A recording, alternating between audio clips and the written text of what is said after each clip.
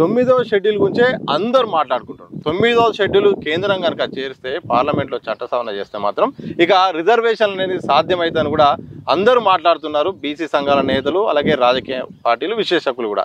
వాస్తవంగా schedule number 9లో చేస్తే reservation అనేది అమలవుతుందా? జరుగుతున్న ప్రచారంలో నిజమేంత? అసలు 9వ షెడ్యూల్లో చేరిస్తే పరిష్కారము వస్తుంది అనేది శుద్ధ తప్పండి. ఐఎమ్ సారీ నేను చెప్పడం. జస్టిస్ ఈశ్వరయ్య గారు, విశారదన్ మహారాజ్ గారు, చిరంజీవులు గారు, వీళ్ళందరూ కూడా బీసీ ఫోరం మేధావులు, వీళ్ళందరూ కూడా 9వ షెడ్యూలే పరిష్కారము అని చెప్పి చెప్తున్నారు. కానీ ప్రాక్టికల్ గా నేను ఎక్స్ప్లెయిన్ చేస్తా ఏ విధంగా అనేది. ప్రాక్టికల్ గా ఇది పరిష్కారం కానే కాదు. 2 అంశాలు ఉన్నాయి దీంట్లో. ఇప్పుడు 9వ షెడ్యూల్లో చేర్చాలి అని అంటే ఫస్ట్ ఏం చేయాలా? రాష్ట్ర ప్రభుత్వము ఆర్టికల్ 31C కింద ఒక చట్టాన్ని తయారు చేసి గవర్నర్ సంతకం తోటి ప్రెసిడెంట్ ఆఫ్ ఇండియాకు పంపిస్తే ప్రెసిడెంట్ ఆఫ్ ఇండియా సంతకం పెట్టాలి అని అంటే గవర్నర్ సంతకం అయిన తర్వాత అది పార్లమెంట్కి వెళ్ళాలా. పార్లమెంటు ఉభయ సభల్లో రాజ్యాంగాన్ని సవరించి ఏదైతే తమిళనాడులో 69% కోసం 76వ రాజ్యాంగ సవరణ చేశారో ఆ రకమైనటువంటి రాజ్యాంగ సవరణ చేసి రాష్ట్రపతికి పంపిస్తే రాష్ట్రపతి ఆమోద వేస్తే దాన్ని తీసుకెళ్లి ఆర్టికల్ 31B కింద 9వ షెడ్యూల్లో చేరిస్తే అది పరిష్కారం వస్తుంది అని అనుకుంటారు.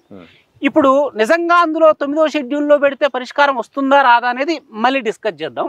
అసలు 9వ షెడ్యూల్లో పెట్టడానికి పార్లమెంట్ ఒప్పుకుంటుందా అనేది ఒకసారి మాట్లాడదాం. ఇప్పుడు మీకు 50% దాటినటువంటి రాష్ట్రాలు, రిజర్వేషన్ 50% దాటిన రాష్ట్రాలు ఎన్ని ఉన్నాయండి భారతదేశంలో? సతీష్ గారు 50% దాటి ఎక్కడెక్కడ ఇంప్లిమెంట్ చేస్తున్నారు? తమిళనాడు ఒకటేనా 69%? కానీ తప్పు. తమిళనాడు ఒక్కటే కాదు, 5 రాష్ట్రాల్లో 50% మించి అమలవుతున్నాయి. ఒకటి తమిళనాడు 69%, ఛత్తీస్గఢ్ 58% అమలవుతుంది. ఛత్తీస్గఢ్లో 2012 నుంచి ఇప్పటిదాకా 58% రిజర్వేషన్ అమలవుతుంది. దాటింది ఎప్పుడో సుప్రీంకోర్టు. ఎట్లా చెప్తా అది కూడా. 2012లో ఈ ఎస్టీ రిజర్వేషన్ ని 20% ఉండేది. మధ్యప్రదేశ్ నుంచి ఛత్తీస్గఢ్ విడిపోయిన తరువాత ఈ 20% ఉండేటువంటి రిజర్వేషన్ ని 32%కి పెంచారు 2012లో. అదే విధంగా 16% ఉన్న ఎస్సీ రిజర్వేషన్ ని 12 చేశారు. బీసీఎల్ని 14%, 14 అట్లే ఉంచారు. ఈ విధంగా చేయడంతో 58% అయింది. వెంటనే నీలాంటోడో నాలాంటోడో వెళ్ళి హైకోర్టులో కేసేసాడు ఛత్తీస్గఢ్లో. కోర్టులో కేసేస్తూనే ఛత్తీస్గఢ్ ఇందిరా సహాని కేసులో 50% మించకూడదని చెప్పారు, మీరు 50% దాటారు కాబట్టి అడ్డంగా కొట్టేస్తున్నాము అని చెప్పి ఛత్తీస్గఢ్ హైకోర్టు కొట్టేసింది. కొట్టేస్తే అక్కడ ఉన్నటువంటి రాష్ట్ర ప్రభుత్వం అభిషేక్ మను సింఘ్వి, హరీష్ సాల్వే ఇట్లాంటి పెద్ద పెద్ద లాయర్లను పెట్టి సుప్రీంకోర్టులో వాదనలు వినిపించారండి. సుప్రీంకోర్టులో వాదనలు వినిపిస్తే ఏం చేసిందంటే సుప్రీంకోర్టు ఇంట్రెస్టింగ్ గా హైకోర్టు జడ్జిమెంట్ మీద స్టే ఇచ్చింది. అంటే నువ్వు కొట్టేయడానికి కుదరదు, మేము చెప్పేంత వరకు మీరు కంటిన్యూ చేయండి అని. ఇప్పటిదాకా కూడా 58% రిజర్వేషన్లు నడుస్తూనే ఉన్నాయి ఛత్తీస్గఢ్లో.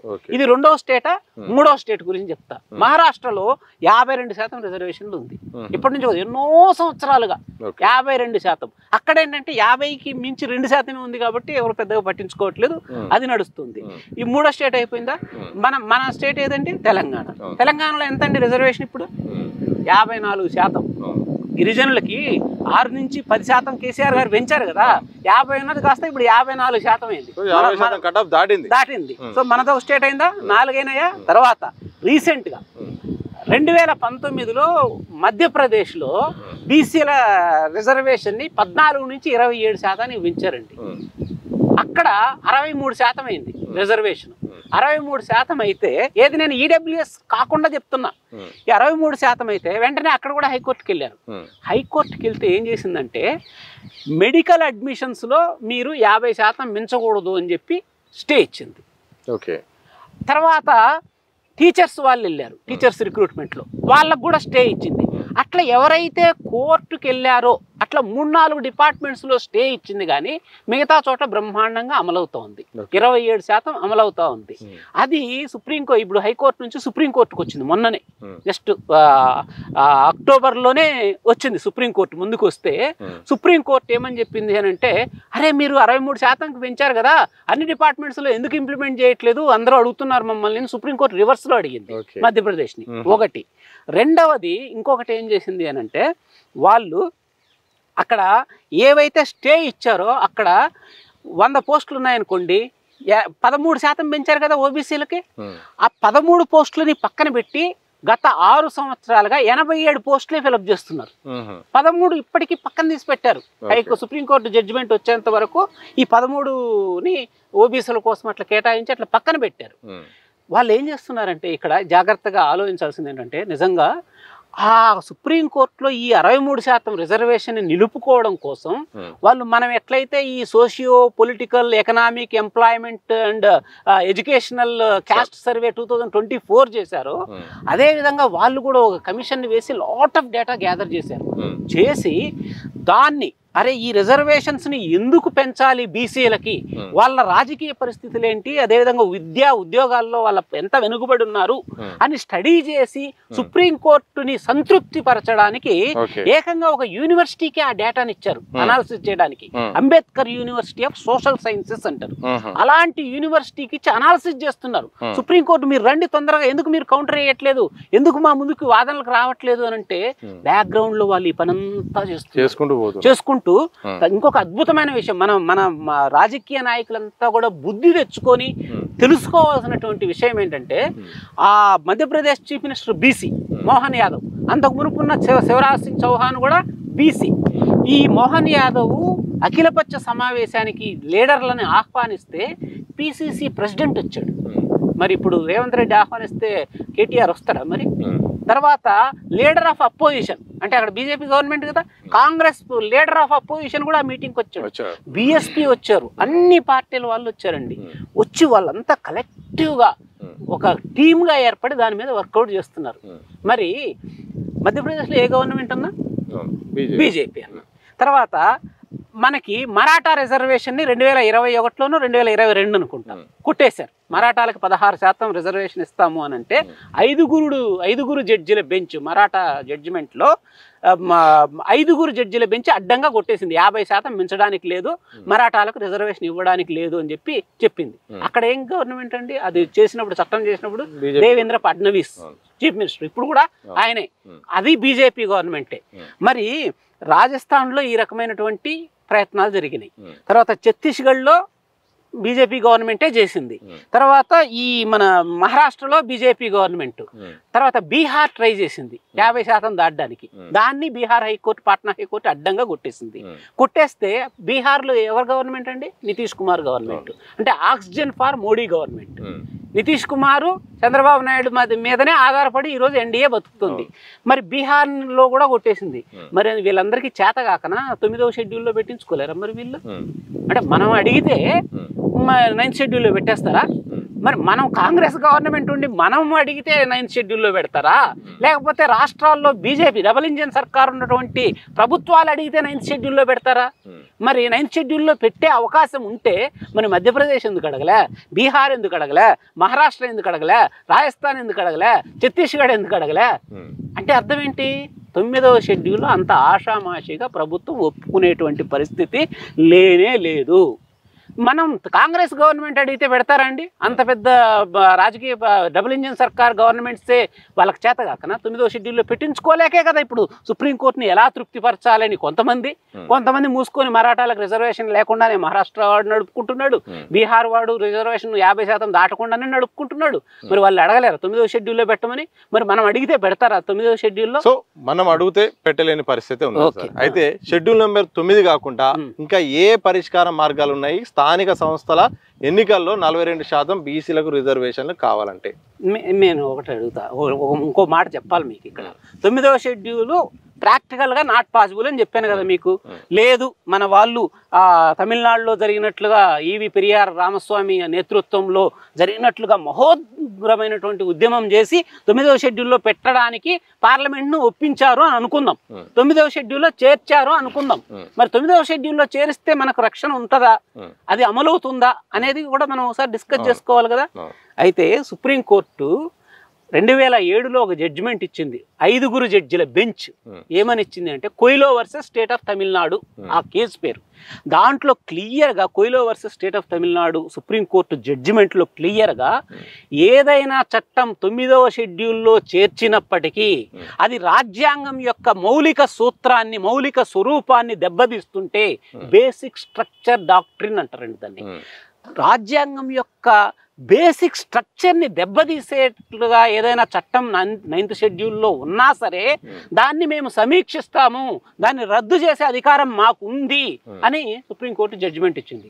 ఆ డెడ్ లైన్ కూడా ఎప్పుడు పెట్టింది అని అంటే 1973 ఏప్రిల్ 24 తర్వాత ఏ చట్టాన్ని 9th షెడ్యూల్లో చేర్చినా, ఈ తమిళనాడు చట్టాన్ని ఎప్పుడండి చేర్చింది? 1994 జయలలిత చీఫ్ మినిస్టర్గా ఉండగా చేర్చారు.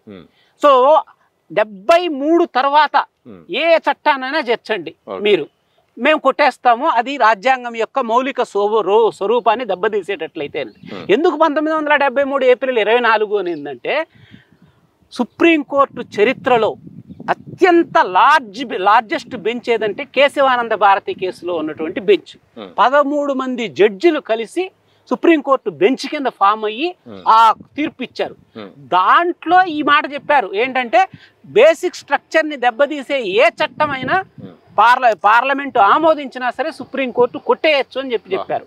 సో ఆ రోజు నుంచి చెప్పారు కాబట్టి ఆ తర్వాత చేర్చిన చట్టాలన్నిటినీ కూడా మేము సమీక్షిస్తాం అని చెప్పన్నారు. ఈ మాట ఎప్పుడు చెప్పారు? 2007లో కొయిలో వర్సెస్ స్టేట్ ఆఫ్ తమిళనాడులో చెప్పారు. చెప్పిన వెంటనే మీలాంటోడో నాలాంటోడో లేకపోతే రెడ్డి జాగృతి లాంటి రెడ్డో ఎవడో పోయి తమిళనాడు 69% రిజర్వేషన్ కూడా తీసుకెళ్లి అందులో వేశారు. ఏది సుప్రీంకోర్టులో వేశారు. సుప్రీంకోర్టు 5 జడ్జిల బెంచ్కి దాన్ని అసైన్ చేసింది 69% కేసుని. ఇప్పుడు అది పెండింగ్ లో ఉంది. ఈ రేపు పొద్దున్న తమిళనాడు రిజర్వేషన్లను కూడా అడ్డంగా కొట్టేయడానికి పుష్కలమైన ఛాన్సెస్ ఉన్నాయి, 100% అవకాశాలు ఉన్నాయి. మరి అట్లాంటప్పుడు మనం తెలంగాణ చట్టాన్ని 42% 9th షెడ్యూల్లో చేర్చాలి అని అంటే మరి ఈ సుప్రీంకోర్టు జడ్జిమెంట్ ప్రకారం కొట్టేయడానికి అవకాశం లేదా? కొట్టేయాలి అని అంటే మళ్ళీ మీరు ఇంకో క్వశ్చన్ అడుగుతారు నన్ను, ఏమని? మరి ఇది బేసిక్ స్ట్రక్చర్ని దెబ్బతీస్తుందా లేదా? జస్టిస్ ఈశ్వరయ్య గారు ఏమని చెప్తున్నారు అని అంటే ఇది బేసిక్ స్ట్రక్చర్ని దెబ్బతీయదు 50% దాటినా కూడా. ఎందుకు అని అంటే ఈ జనహిత అభియాన్ కేసు అంటే ఈడబ్ల్యూఎస్ రిజర్వేషన్ మీద సుప్రీంకోర్టు ఏదైతే జడ్జిమెంట్ ఇచ్చిందో ఆ జడ్జిమెంట్లో 50% దాటినా బేసిక్ స్ట్రక్చర్ దెబ్బతిన్నట్లు కాదు అని వాళ్ళు చెప్పారు ఆ జడ్జిలు. కాబట్టి మన చట్టాన్ని తెలంగాణ చట్టాన్ని 9th షెడ్యూల్లో చేరిస్తే బేసిక్ స్ట్రక్చర్ దెబ్బతింది కాబట్టి మనది ప్రొటెక్ట్ చేయబడుతుంది, రక్షించబడుతుంది అని చెప్పి జస్టిస్ ఈశ్వరయ్య గారు అంటున్నారు. కానీ ఆ జనహిత అభియాన్ కేసులో ఆ పారాగ్రాఫ్ని జాగ్రత్త చదివితే ఆయన సగం పారాగ్రాఫ్ను బట్టి ఆ మాట చెప్పాడు. దాంట్లో ఏమని చెప్పిందంటే సుప్రీంకోర్టు జడ్జిమెంట్ క్లియర్గా ఈ ఈడబ్ల్యూఎస్ రిజర్వేషన్ అనేది బేసిక్ స్ట్రక్చర్ని దెబ్బతీయదు. ఈ 50% సీలింగ్ అనేది ఇన్ఫ్లెక్సిబుల్ కాదు, ఇన్ఫ్లెక్సిబుల్ అండ్ ఇన్వయలబుల్ కాదు, అంటే సవరించుకోలేనటువంటి మార్చలేనటువంటి నిబంధన ఏమీ కాదు. 50%ని ఎక్స్ట్రాడినరీ సర్కమ్స్టాన్సెస్లో అతిక్రమించవచ్చు. అంతేకాకుండా వాళ్ళు చెప్పిన 50% నిబంధన ఆర్టికల్ 16(4), 15(4), 15(5)కు మాత్రమే సంబంధించింది, అంటే విద్యా ఉద్యోగ అవకాశాలకు సంబంధించింది మాత్రమే.